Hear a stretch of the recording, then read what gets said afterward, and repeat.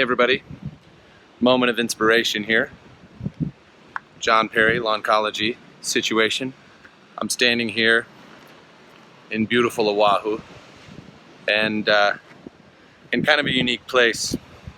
Took the kids down to do a little tide pooling, look at everything that's around here, and I just figured that this was an excellent opportunity to point something out, something I talk about a lot. Now look behind me here. We have a pretty impressive lava formation that's formed some pretty cool shapes, cracks, erosion. Let me zoom in on here. And all of these roots dug in. Things that were kind of pushed down the hill.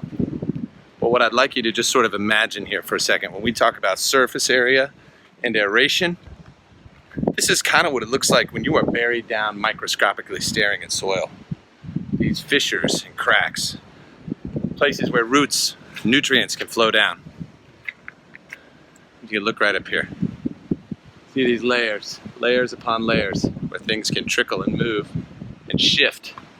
And it's sort of a unique perspective to be able to sort of pretend like you are in that microscopic area. But this is what we want to create. This is what we're going for when we're actually doing products like the liquid aerate, and we're creating more surfaces for nutrients and roots and things that would actually kind of be able to flow through and connect. So I just wanted to point that out, show off a little bit of this beautiful area. Up here with the kids, hanging out, exploring, having a great time. And there's just lessons everywhere. Everywhere you go, there's places to look at and kind of see how the soil works. And so I just wanted to share that. Aloha.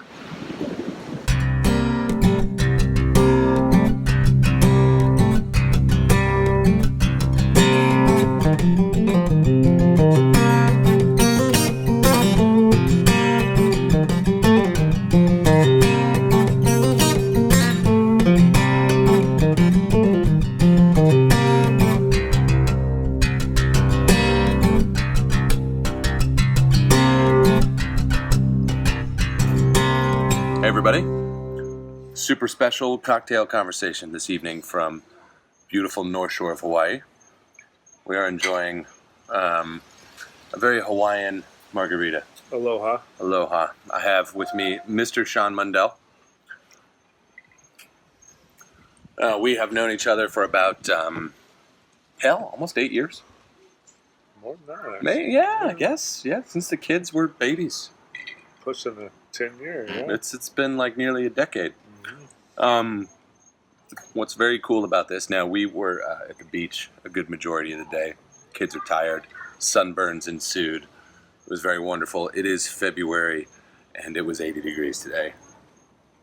Gotta love Hawaii. Like pretty much every day. Another day in paradise. It's fantastic. Let's sip this for a moment. That's perfect. So we're enjoying a 75-degree night right now. As you can see, the wind is blowing. We are under the mango tree. And this is kind of a special one because I wanted to go through something. Now, Sean has a very interesting career, which really lines up with a lot of stuff I talk about. I want to kind of give a little bit of your background, what you were doing when I met you. When John and I met, I worked in California, Central California, for the all kinds of state and government environmental contracts, mostly focused on water quality, sediment quality, fish quality throughout the state of California, and providing data for the Office of Health Hazard and Assessment, which then produces media for how polluted our areas in California are that are safe to swim, safe to eat the fish, safe to Drink the water, safe to. So there's a whole report card that California produces that we produce a lot of the data from all around the state for those purposes. Yeah. Now, the area where your office, you were in Moss Landing. Moss Landing, California. Yeah. Moss Landing. What was the river that comes out in the Monterey Bay there? The Pajaro River and the Elkhorn Slough. That's right, the Elkhorn Slough. And the Elkhorn Slough is a, bird nesting, otters, Yeah, it's a seal haven. it's a national. It's like a, yeah, it's all federally funded preserve. So it's like seabird, wild, like everything. it's everything, Yeah, and it's it everything. is kind of polluted, which is sad. Super polluted because only slightly upstream is like sort of a gateway where you start to get into some Central Valley agriculture. Exactly, and you get agriculture drain off. The Pajaro River has massive amounts of ag drain off. The Salinas River is probably one of the worst in California that has, as far as ag runoff, because the whole Salinas Valley that grows lettuce and everything else, they use a lot of nitrates, a lot of fertilizers, a lot of heavy excess stuff that runs off back into the Salinas River, which drains into the ocean, which is a national marine sanctuary, which leads to all kinds of other problems that the state would have to deal with at that point, which they don't really do because it's, I don't know. That's a good question, really. Yeah, that's a really good Why question. they don't? Yeah. Well, they had, there were limits to what a farm could put down who were in drain lines, Right. but the fine wasn't enough Right. to keep people from going beyond that.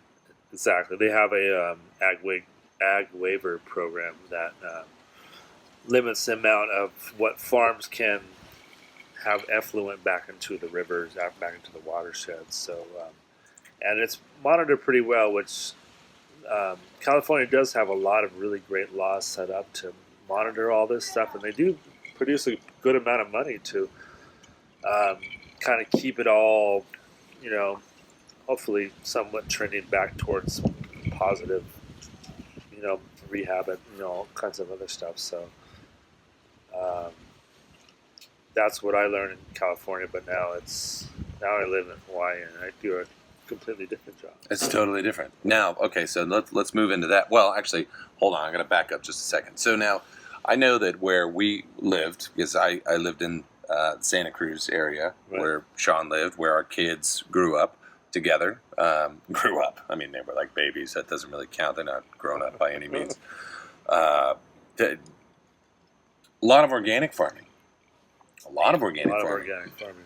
But even that, I mean, that whole section across when you come through Watsonville, Castroville, everything through there. I mean, there were a lot that were, but they're just as much of a nitrate issue, even using that kind of stuff. I mean, the soil was really good. That's why people wanted to grow there.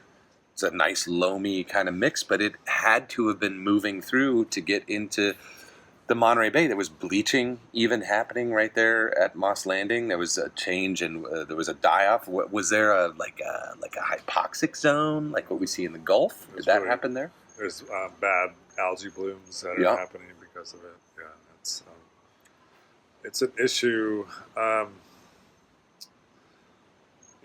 Organic farming is becoming more of a trend there.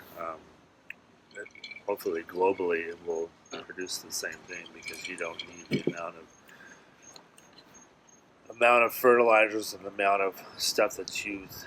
I mean, pretty much everybody's overdosing their crops to make sure that they get the most maximum yield, but then in the process, all that overdose is washing back into our waterways and causes way too much nutrification, and which is causing all kinds of unknown certainties that we don't even know about. For instance, there's toxic algal blooms now, like microcystin.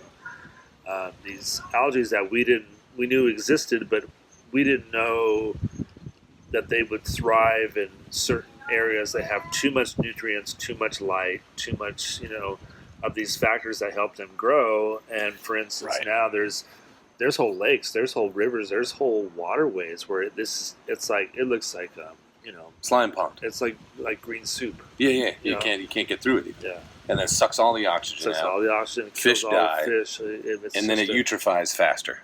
Basically, it just Right. die. The lake dies, turns into a bog. right? Yeah, and that's really essentially what's happening. I mean, we see that in Florida all the time, even with the changes in what they're trying to do. They haven't changed nutrient loads at all. So it's like that's one of the things that we deal with is why not change the amount that goes out rather than the time you can put it out? Because if you still put it out, it still goes out. So there's a total maximum daily load that states set up that you can only have so much effluent per day per what you are actually putting out back into the system. So it's a lot of it is up to your local states and local watersheds, and like there's a lot of places where there's just private people that create their own environmental group because they're concerned about their one river, and they do incredible things. There's things against dams. There's things are growing. I mean, grassroots movements of local people doing things in their local watersheds is a huge thing. And that's that's all we got. That's all we got. So, I mean, it's kind of water's precious, and that's I could see it in the future. It's going to become more of a commodity. Yeah. Yeah. No, I agree with that. So let's get to the fun stuff. So now, what do you do? What are you doing here? Why this beautiful place?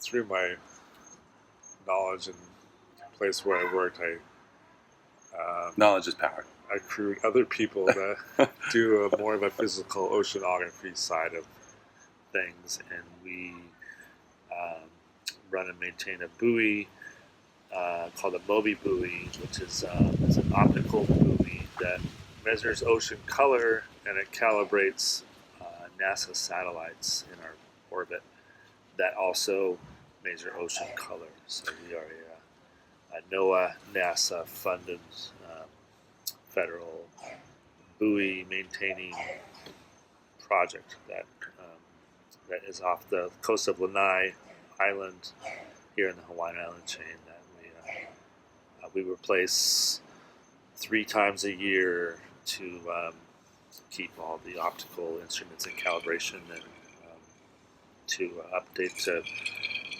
help NASA be a lot more precise than they could be without us. So, yeah.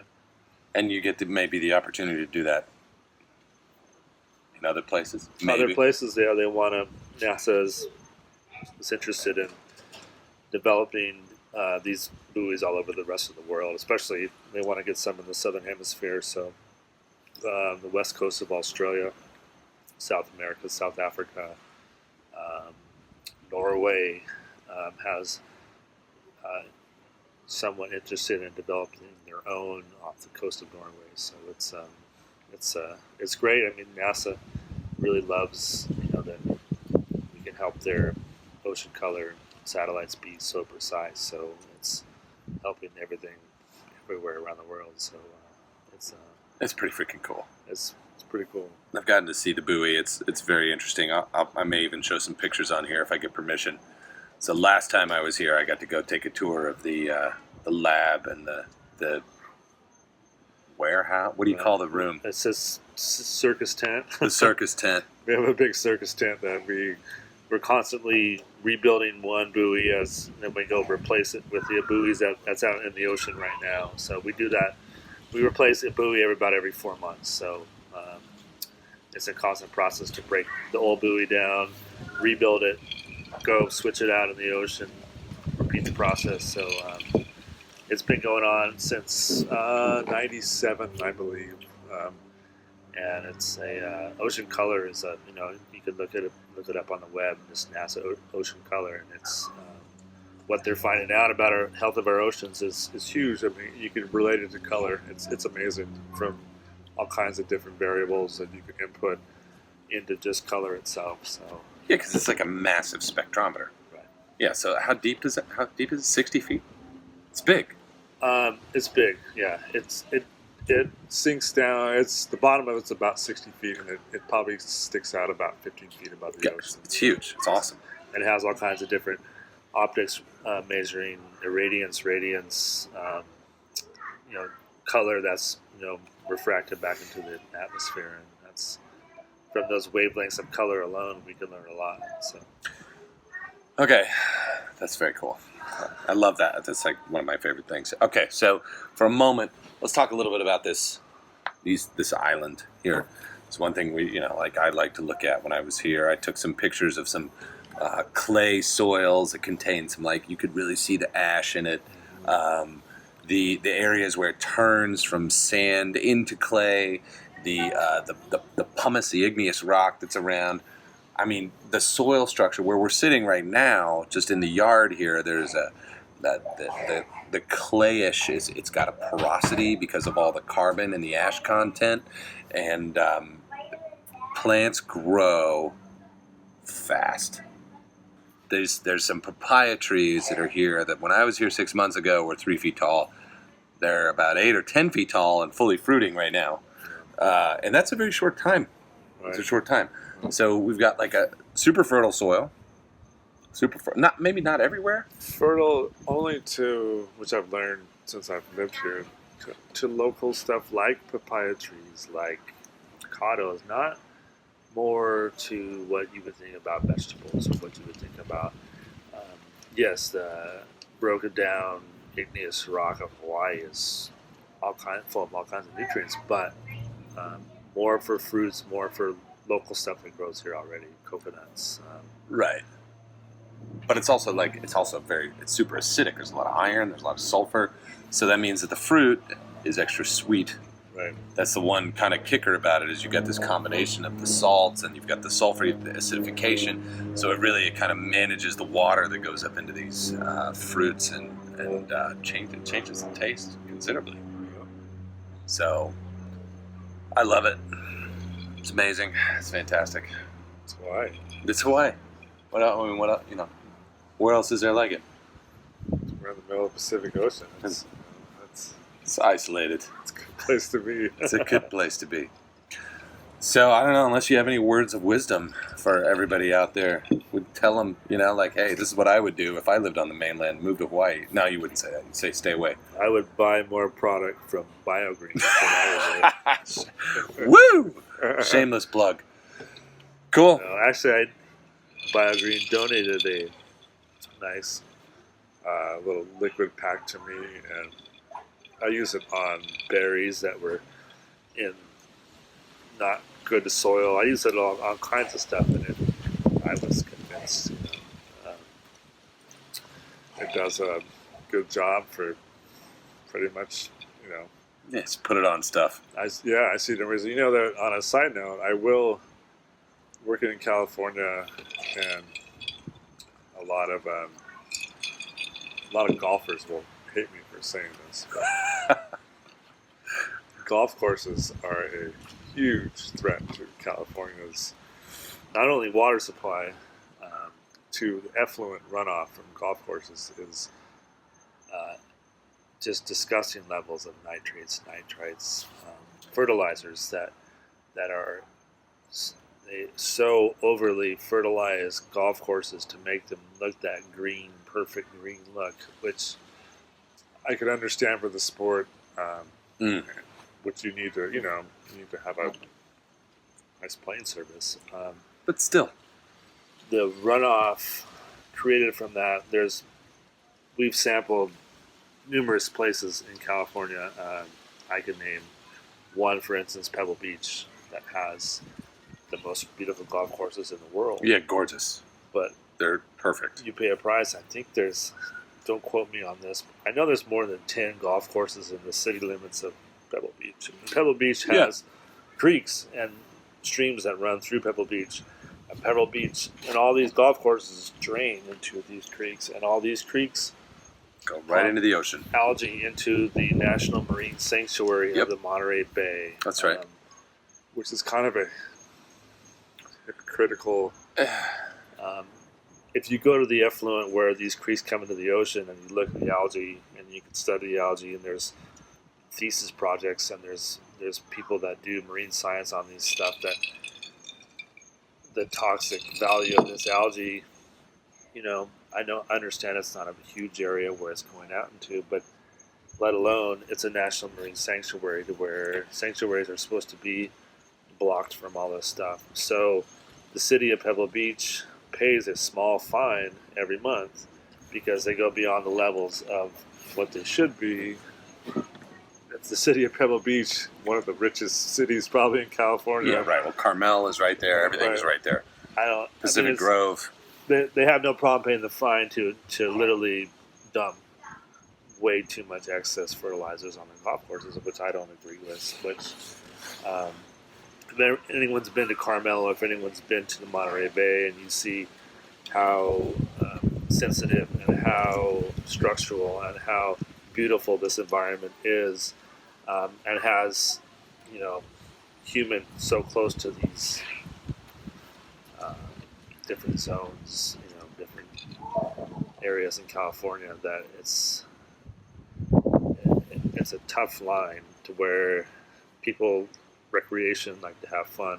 I respect that, but on the other hand, it's doing damage to the environment that I'm not sure that a lot of people know about. Maybe they don't care about. I mean, I think that's super important. I'll give a quick shout out to Shane Wright at Vero Beach Country Club in Florida. He ran our program for a number of years, and the canals along the golf course, the nitrate levels went down so far that there were literally fishermen getting in fights over areas because the water was clean and the fish would go there. And it was because of the way he changed his fertilization program. And now, he was running a Paspalum lawn system that was different. They run Poana, Pebble Beach. I got the opportunity to play there years ago now. Pebble Beach, Spanish Bay, Spyglass, all of those. But there's just course after course after course. And I hold a particular affinity for the Monterey Bay as my kids were grown there. We spent so much time at the aquarium. Right. It's so. I mean, the whales come through there. That's one of their spots that they are. There's unique the depth of the Monterey Bay that's there. There's unique fish that are there. Right. The salmon that come. I mean, everything. There's a reason why it's a sanctuary. It's incredible. And when you've got that, like the Pajaro River, that's just dumping stuff down in there and killing off these certain things. I talk about in some presentations about the hypoxic zone in the Gulf. It's a minor scale when you consider the amount of water that's coming from the Mississippi compared to that river, but still, little changes make a big difference. Yeah. So, a little bit of environmentalism. It's very important. It's very important. Nutrient management. Control your nitrates. You control your nitrates. Keep your nitrates in your system. Don't let them leak out of what you're already trying to do. Really. That's right. You got to keep, and that's kind of the big piece. It's like you nurture the soil gives back, exactly. And you don't need to overdo it. Plant can only take up so much, and that's what that proves. And I don't know why it's so hard from an academic standpoint to listen to that, to say, hey guys, guess what? All of this stuff is running off. Maybe we're putting too much out. When your dogs start dying and when your kids start dying because they swam in the river that had, toxic algal blooms in them, it makes people start to react to what's going on. Don't swim in the algae. It's real. It's disgusting. It's really gross. Swamp thing. Words of wisdom? Aloha. Aloha. Sir, it's been a pleasure. Cocktail conversations. Cocktail conversations.